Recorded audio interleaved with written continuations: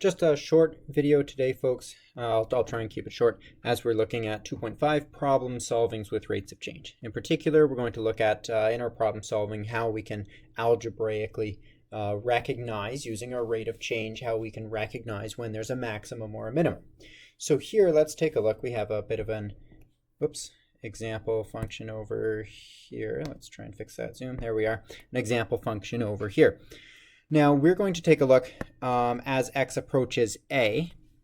That's our value right here. So at our function as x approaches a, and here we're going to look at it from the left. We did have a bit of practice with this yesterday, and we can see here if I draw tangents along the curve. So let's say I have a point right here. If I draw my tangent, it looks like it's positive, and we don't have any units around here, but I wouldn't say it's particularly steep or shallow. And then as I get closer to x equals a from the left, as I draw my tangents, I can see that they're becoming less and less steep, right? Until I'm nearly right beside a, and it looks only barely positive, if at all there. Right, so as x approaches a from the left, then we might say our instantaneous rate of change, and this is just from the graph, right? That's all I'm looking at here. I'm not, and that means it's not exact or anything right now, but just from the graph, I could say that my instantaneous rate of change approaches 0 as x approaches from the left, right? And it approaches 0. It approaches 0 from above. Right, and that might sound a little weird to you right here, but it's our rate of change that we're focused on. So our rate of change, if I'm looking over here, it's a number. My rate of change is a value that's positive, and it's greater than which means it's greater than 0. So if I'm just throwing numbers around, I might say it's about equal to 1 here. And then as I go into my my second tangent here from this point that's much closer to a, then I might guess that my point is around 0.1 or something like that, right? It's significantly less steep over here. So that's where I'm getting it's approaching from above, right? It means that the value of our rate of change was more positive before, and it's now getting closer and closer to 0. Okay, now if I'm looking at playing around with some notation here, with some new notation, then where I say as x approaches a from the left, we can write that as x approaches a, and this is all review notation, but x approaches a, and then this part is new with a subtraction sign, a minus sign up above in superscript above the a. And this means that it's from the left, it means it's before a. So value is a little bit less than a. So as x approaches, if I rewrite this entire thing, as x approaches a from the left, we would say that the instantaneous rate of change approaches 0 from above. Okay, if this part confuses you that it's from above, that's okay right now. That will come with a little more practice. But I'm hoping we can feel a little bit more comfortable with this notation as x approaches a from the left, and that we can notice that our instantaneous rate of change is approaching 0. That's those are our focus points. Next, we can take a look, and we'll look at this same point as x is approaching a. As x approaches a, but this time it's from the right. So using our new notation, then we would write as x approaches a from the right, so this time a plus sign superscripted. And then we're going to talk about how the instantaneous rate of change behaves. So let's go over here and we'll take a look at our tangents, right? So if we draw a point over here that's not too close to a yet, then our tangent looks very negative. Right, it's getting a little bit steeper here. It's pretty darn negative. But as I get closer to a, then again, my the slope of my tangents are approaching 0, and that is the slope of my tangents are getting closer and closer to a horizontal line. Right, so they're approaching 0 as we approach a from the left, and in fact, let's if we're just picking numbers, I'm just assigning random numbers here, I might say this slope is around -2. And the reason I'm choosing random numbers here, folks, is I don't have any scale here to work with, right? But I could see here that this slope, I know it's negative, and I know it is very negative. right? And then if I go and look at my slope as I get closer, then I could say, okay, well, this slope might be approximately negative 0.2. And then this slope over here, I might say, is approximately negative 0.1, right? Where in this case, negative 0.1, where in this case, my values as x gets closer to a from the right, as x gets closer to a from the right, the slope of my tangents are approaching 0 from the left this time. Again, so if I put them on a number line, I have negative 2 here, negative 0.2, and negative 0.1. So I can see that we're approaching, the slope of my tangents are approaching 0 from the left, right? 0 is where I think they're getting closer to. So I would say here that as x approaches a from the right, the instantaneous rate of change approaches 0 from the left. Okay, so again, this is given in with our new notation. Now what I would like you to try, folks, is try and, you know what, even better, let's draw a conclusion from this. So since our instantaneous rate of change is approaching 0, if we can think of what kind of a point on a curve would result in a slope equal to 0, we could see that that point on the curve with a slope equal to 0, if it's a maximum, and in this case we can tell because we have a history of looking at graphs, we can tell that there's a local maximum here. If we have a maximum, then our slope will go from positive to negative because it's going up and then it's going down. That's what makes a maximum. So if I have these two conditions, as x approaches a, the instantaneous rate of change approaches 0 from the right, and as x approaches a, the instantaneous rate of change approaches 0 from the left, those two conditions together tell us that we have a maximum. So there is a maximum at x equals a. Good. Now another, and actually we'll get into that in a moment, but what we can do, and rather I think this was designed to go down here, but that's okay. We're going all over the place. We're learning it either way. What I would like you to do is perform this same practice that I just did here and here. I would like you to perform that for b. This time they have given you, in the notation here of the problem, they have given you this new notation, right? So as x approaches b from the left, and as x approaches b from the right. So I want you to sketch in some tangent lines, use a straight edge, sketch in some tangent lines around where x equals b, and try and determine what how the instantaneous rate of change is behaving around b there. Now, I'll ask you to pause the video there as you do that. And then come back. So you should have, I'll leave these blank. I know you should be able to handle that right now.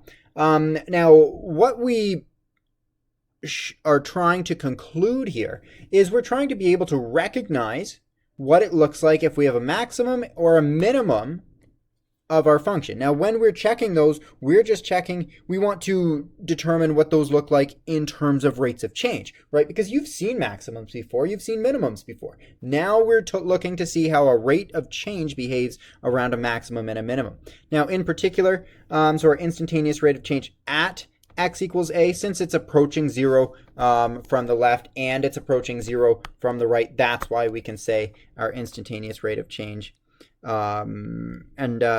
I might say it's approximately equal to 0 because we're not, well, really we are positive because it must change from negative to positive, right? Or sorry, from positive to negative for a maximum here. So rate of change exactly is equal to 0 at x equals a, and at x equals b. You should be able to see that as well. Now, if we have a maximum or a minimum, then we have a name for that, a name putting it all together.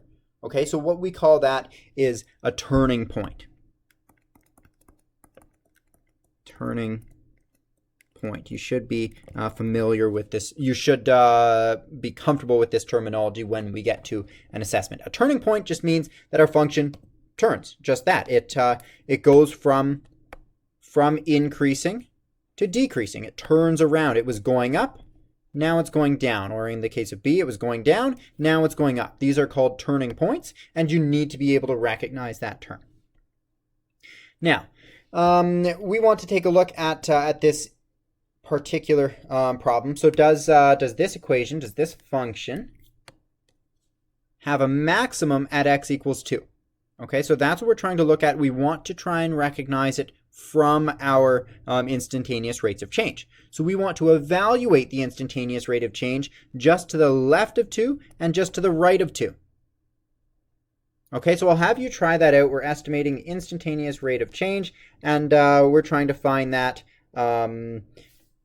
just to the left of 2 would be if h equals negative 0.01, and just to the right of 2 would be if h equals positive 0.01. So I want you to try that out, please. You'll be finding two instantaneous rates of change. I can just put a minus sign there. The instantaneous rate of change on the left, the instantaneous rate of change on the right. You'll be calculating those, and I'll have you pause the video here, try and calculate them, and then come back and check in with us. And sorry, I should have clarified at this point. We feel free to use a calculator right here because we're evaluating it with a given value. Afterwards, we're going to work on simplifying it so that we're not needing to use a calculator. But right here, if you calculate your instantaneous rate of change, this one's on the right. The instantaneous rate of change on the right of x equals 2, then you should find it equals approximately negative 0.01. When you're calculating it, on the left side, I want you to try that on your own and pause here while you're doing so, but you should calculate it to be approximately, from the left, approximately equal to 0.01. Okay, so what we could conclude here, we could say that as x approaches 2 from the left, our instantaneous rate of change approaches 0. And this is, again, from the left over here. It's approaching 0 from above, right? Because this number is greater than 0. So it approaches 0 from above. As x approaches 2 from the right, our instantaneous rate of change approaches 0 from the left. Over here, I can see that's a number that's less than 0. Okay, so concluding from here, first of all, we can say since it's approaching from the left and from the right, depending on which side you're working, we could already conclude, therefore, there's a turning point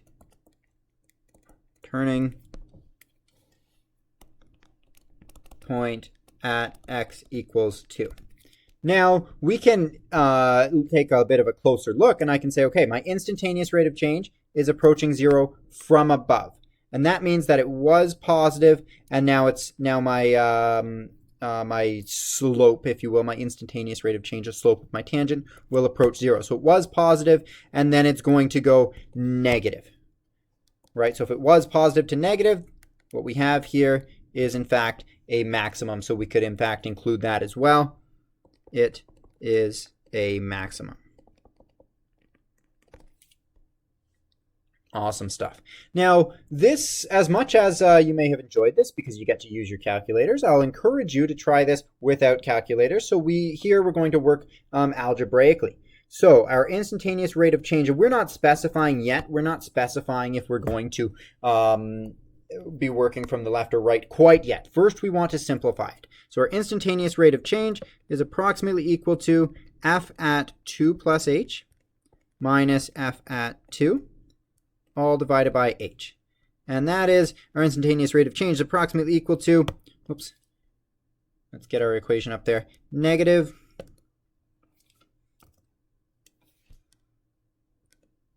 2 plus h squared plus 4 times 2 plus h minus 21.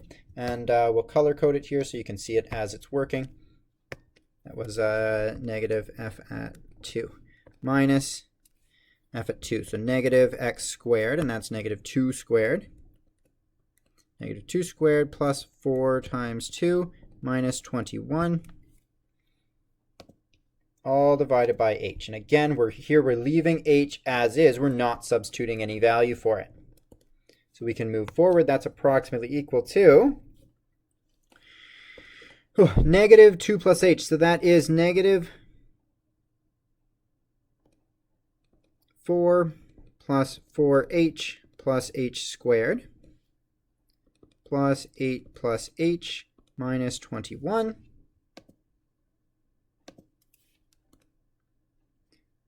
minus negative 2 squared, and that is negative 4 plus 8 minus 21.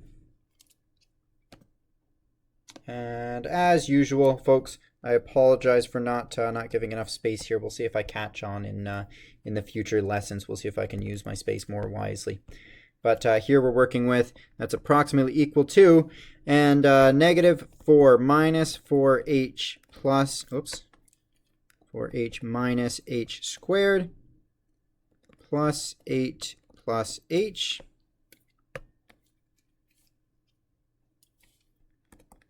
minus 21, and then we're going to the green part. I just try and keep it color-coded so you can follow it a little bit easier. Plus 4 minus 8 minus 21, all divided by h.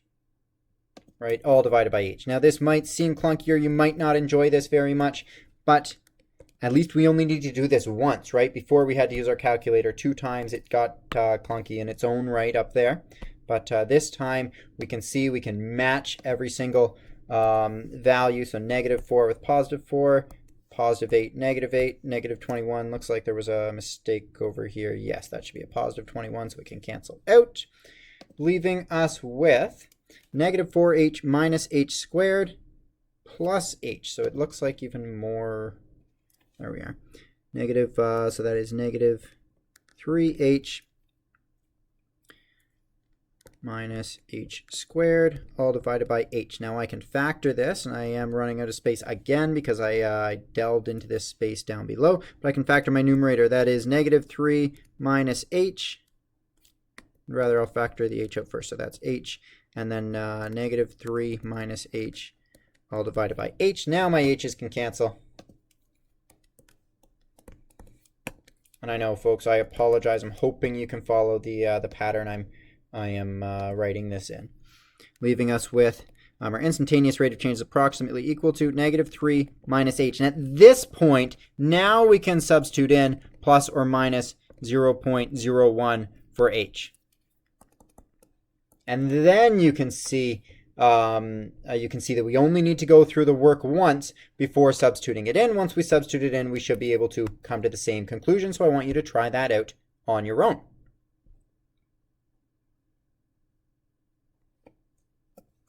But we all make mistakes. They are common in life as well as they are common in these lessons here. So I apologize for that. But we can see, and perhaps you caught it, we can see that this 4 did not get distributed to this h. So this, instead of having an h here, I should be working with 4h. And further, that continues. So that allows me to cancel out my minus 4h, my plus 4h, leaving me with, and you know what, folks, let's...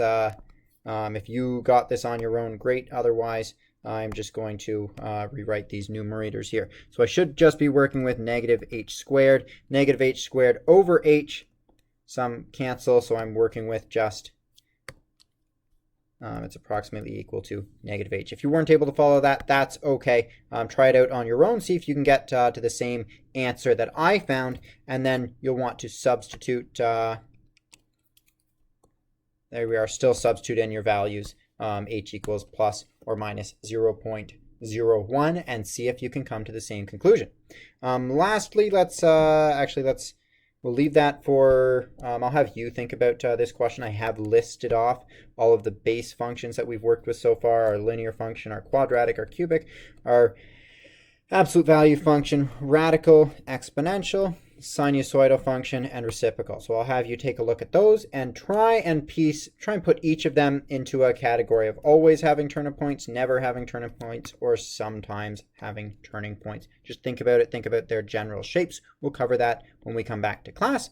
And lastly, what I would like you to try example 3, just like we did up in example 2, but you'll try not to make, in example 1, method 2, but you'll try not to make the same mistake that I made when I was distributing. But I want you to try out the instantaneous rate of change for f at x equals x cubed. I want you to find that at x equals 0 by simplifying the difference quotient before substituting in the value for h. And what I mean by that is you're following it similarly to how we followed method 2, where we substituted in a value for a difference quotient right at the end. So try that out, folks, and then you should be able to handle the rest of 2.5.